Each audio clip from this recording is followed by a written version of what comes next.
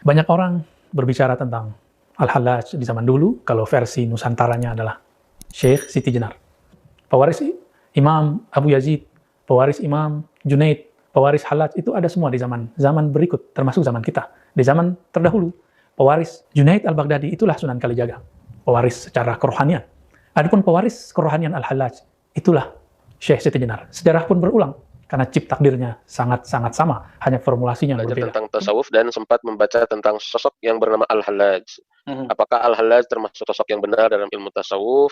Jikalau tidak, bagaimana cara kami agar bisa bertasawuf dengan benar? Dikarenakan kami belum mengetahui secara mendalam tasawuf yang benar agar tidak terjatuh dalam kebatinan. Mohon bimbingan. Ya. Sebagaimana dalam fikih ada mazhab, maka dalam tasawuf ada thariqah tadi ya. Thariqah itu adalah metode sebenarnya supaya seorang murid tidak terjebak kepada ajaran kebatinan. Adapun sosok Al-Hallaj ini kan tidak mewariskan thariqat. Tidak ada namanya thariqah Hallajiyah, nggak ada. Walaupun nanti di Jawa ada Syekh Siti Jenar, itu mirip, tapi secara sanad tidak nyambung. Ya. Dia punya jalur sendiri. Al-Hallaj, saya menggunakan pendapat dua imam saja, Imam Ghazali dan Imam Izzuddin bin Abi Salam tadi yang kita sebutkan. Izzuddin mengatakan dalam Halur Rumuz, apa kata beliau, yang terjadi pada Hallaj itu disebut dengan syatahat. Nah, syatahat ini sebenarnya tidaklah boleh dihukumi dengan hukum fikih. Karena kalau dihukum dengan fikih atau akidah, maka akan berbahaya. Al-Hallaj mengatakan tidak ada dalam jubahku kecuali Allah. Berarti Allah menempati hulul ke dalam dirinya. Ini berbahaya. Akhirnya para ulama mengadili beliau karena sudah diingatin oleh seorang imam namanya Imam Al-Junaid Al-Baghdadi yang wafat tahun 297 ya. Apa kata beliau? Hallaj, ente kalau begini tidak ada yang bisa menghentikanmu kecuali darah. Maksudnya hukum nyawa. Hukum nanti nyawamu melayang. Benar. Tahun 309 berarti 12 tahun ya setelah Imam Junaid wafat, itu Al-Hallaj divonis mati, hukum mati. Jadi Al-Hallaj bukanlah representatif dari tasawuf ya, dia hanya salah satu contoh dari adanya tasawuf syatahat namanya. Tasawuf syatahat itu bisa dibendung, bisa nanti ya hilanglah jauh lah kalau teman-teman belajar thariqat dengan benar. Innal hamdalillah nahmaduhu wa nasta'inuhu wa nastaghfiruhu wa nastahdi wa natubu ilayh. Wa na'udzu billahi min shururi anfusina wa sayyiati a'malina. May yahdihillahu fala mudilla lahu wa may yudlil fala hadiya lahu. Asyhadu an la ilaha illallah wahdahu la syarika lahu wa asyhadu anna Muhammadan 'abduhu wa rasuluhu la nabiyya wa la rasula ba'da.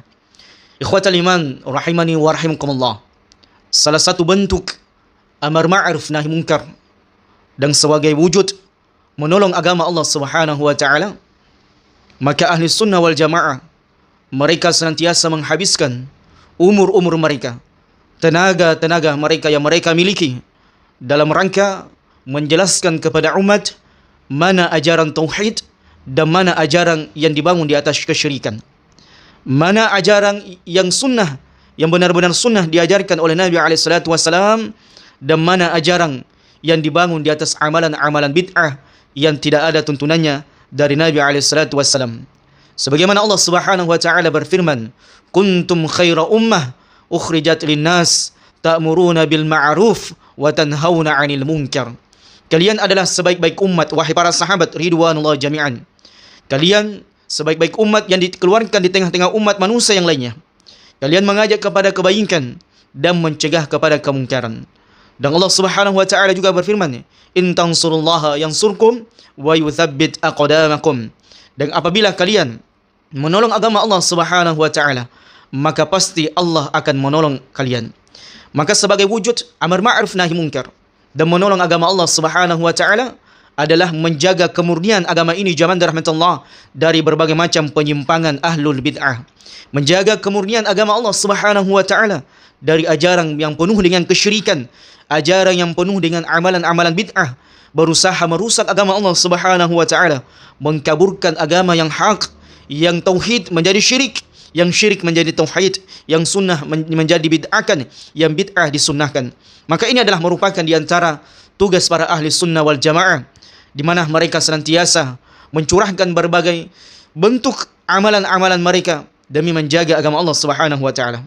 Maka jamaah rahmatullah Subhanahu wa taala, pada kesempatan yang berbahagia ini kita akan membongkar dan menjelaskan siapa Hallaj dan apa kesesatan Hallaj. Sampai-sampai semua para ulama, sebagaimana yang disebutkan oleh Syekhul Islam Ibn Taimiyah rahimahullah, tidak ada satupun ulama yang ada pada saat itu di generasi Hallaj, kecuali mereka mentahdir dengan tahdiran yang sangat keras.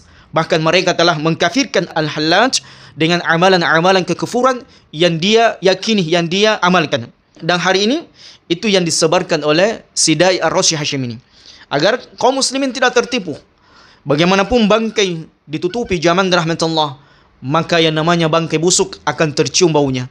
Maka bagaimanapun kesesatan itu dibungkus sedemikian rupa, serapi mungkin, sebagus mungkin untuk menipu umat manusia dari ajaran-ajaran kesesatan, ajaran-ajaran batil, ajaran-ajaran yang penuh dengan kekufuran, maka insyaallah taala dengan izin Allah Subhanahu wa taala kita akan bisa menyingkapnya, kita akan bisa melihatnya dengan terang benderang bahwasanya apa yang disampaikan adalah merupakan ajaran yang penuh dengan kekufuran dan harus kita luruskan untuk menyelamatkan kaum muslimin, akidah-akidah kaum muslimin. Jangan sampai mengikuti orang-orang sesat dalam beragama kepada Allah Subhanahu wa taala, khusus zaman rahmatullah dalam perkara tauhid kepada Allah Subhanahu wa taala, dalam perkara akidah. Maka kita akan terlebih dahulu zaman rahmatullah menyebutkan biografi Al-Hallaj yang banyak sering perkataannya didungkil oleh Ar-Rasyid Hashim ini. Ini sangat berbahaya zaman rahmatullah. Coba kita perhatikan. Al-Hallaj ini dia bernama Al-Husain ibnu Mansur Al-Hallaj. Dan dia ini diberi kunyah dengan Abu Mughith, Aba Mughith atau Aba Abdullah. Di mana Al-Hallaj ini besar dan tumbuh di Tastar. Ada yang mengatakan demikian. Taim. Kemudian dia mempelajari ilmu tasawuf. Di antaranya adalah orang yang dia ambil ilmunya dari ilmu tasawuf adalah Sahal Al-Tastari. Kemudian Al-Junaid. Dan Junaid ini juga sering nukilan-nukilan perkataannya sering disebutkan oleh si Ar-Rasyid Hashim ini. Kemudian wa Abul Hasan An-Nuri dan selainnya. Kemudian zaman rahmatullah, coba kita perhatikan. Rohila ila biladin katsiratin. Al-Hallaj ini kemudian berkelana di berbagai macam negeri. Jadi dia berkelana di berbagai macam negeri. Minha Makkah wa Khurasan. Di antaranya adalah Makkah dan Khurasan. Kemudian negara India. Dan di sana dia zaman rahmatullah mempelajari ilmu sihir. Al-Hallaj mempelajari ilmu sihir. Kemudian di akhir hidupnya dia menetap di Baghdad dan di sanalah dia dihukum mati karena ajaran-ajaran sempalang yang sangat berbahaya yang diproklamirkan oleh Al-Hallaj ini atau yang disebarkan oleh Al-Hallaj. Taim zaman rahmatullah.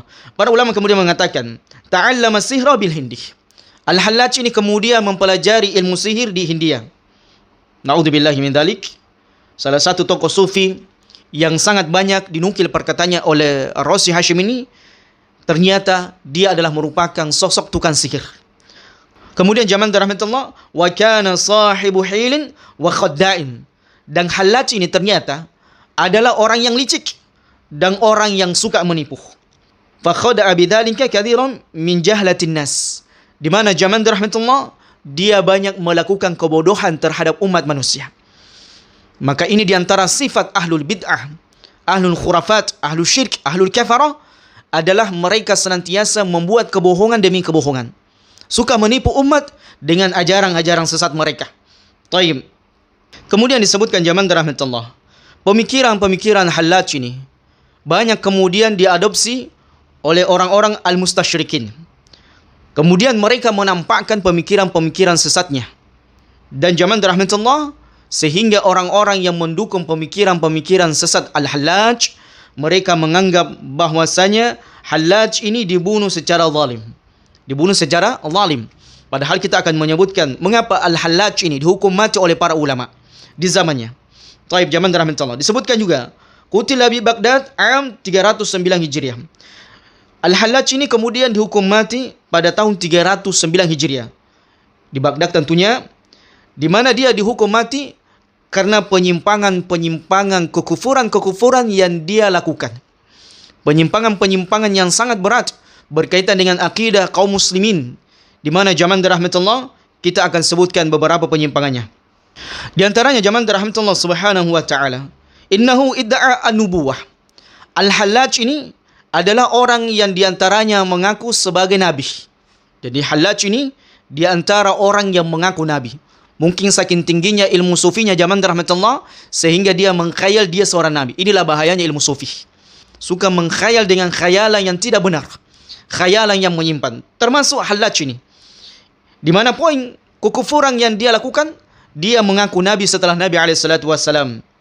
Kemudian, thumma taraqa bihi al-hal anna idda'a annahu wallah. Perhatikan jemaah rahmatullah, disebutkan oleh para ulama. Kemudian dia setelah mengaku Nabi, dia kemudian mengatakan annahu wallah, bahwasanya dia itu adalah Allah Subhanahu wa taala. Fakana yaqul, di mana dia berkata, anallah, sayalah ini adalah Allah Subhanahu wa taala. Wa amara zawjata ibnihi bisujudi lahu, dan dia memerintahkan istri anak laki-lakinya untuk sujud kepadanya. Na'udzubillahi min dzalik. Faqalat, maka istri anaknya pun berkata, "Au yasjudu li ghairillah?" Apakah boleh seseorang bersujud selain daripada Allah Subhanahu wa taala? Faqal, kemudian Hallaj mengatakan, "Innahu fis sama wa ilahum fil ardi." Ilahum fis sama wa ilahum fil ardi. Dia mengatakan sesungguhnya ada Tuhan di langit dan ada Tuhan di bumi. Hallaj zaman rahmatullah, ini adalah merupakan sebuah kalimat kekufuran, mengaku Nabi dan bahkan mengaku sebagai Tuhan, sebagaimana yang terjadi pada Syekh Riti Jenar yang kemudian dibela oleh si Ar-Rasyid Hashim ini. Kemudian Al-Hallaj ini juga dibela oleh Ar-Rasyid Hashim, ditakwilkan perkataan-perkataannya, oh tidak demikian. Padahal zaman rahmatullah, nukilan-nukilan perkataan Hallaj telah dibukukan oleh para ulama, diantaranya yang disebutkan oleh Ibnu Katsir di dalam kitabnya Al-Bidayah wan Nihayah. Kemudian zaman rahmatullah, di antara bentuk kekufuran Al-Hallaj ini, dia mengatakan annallaha ta'ala qad halla fihi, sesungguhnya Allah Subhanahu wa taala menyatu dengan hambanya, menyatu dengan Hallaj. Tara huwa wallahu syai'an wahidan, sehingga antara dia dengan Allah, antara Hallaj dengan Allah telah menyatu jasadnya. Ta'ala Allah an dzalika 'uluwan kabiran, maha tinggi Allah Subhanahu wa taala dari semua perkataan Hallaj. Na'udzubillahi min dzalik, zaman rahmatullah Subhanahu wa taala. Dan perkataan Hallaj inilah zaman rahmatullah Subhanahu wa taala, sehingga banyak orang-orang al-mustasyrikin ini, orang-orang yang menyimpan di dalam agama Allah Subhanahu wa taala ini, menerima ajaran Nasara, menerima ajaran-ajaran Trinitas, yaitu menyatunya Allah Subhanahu wa taala dengan wujud manusia. Ya, di dalam wujud Allah ada wujud manusia, di dalam wujud manusia ada wujud Allah Subhanahu wa taala. Na'udzubillahi min dzalik. Dan ketika Ibnu Khafif mendengarkan sebuah bait-bait yang disampaikan kepadanya, maka dia pun berkata, ala qaili hadza la'natullah, orang yang mengatakan bait-bait kekufuran ini, yaitu dia menyebutkan bahwasanya Allah menyatu dengan Hallaj atau Allah menyatu dengan hamba-hambanya, maka Ibnu Khafif mengatakan qailu hadza la'natullah, orang yang mengatakan demikian ini semoga Allah Subhanahu wa taala melaknatnya.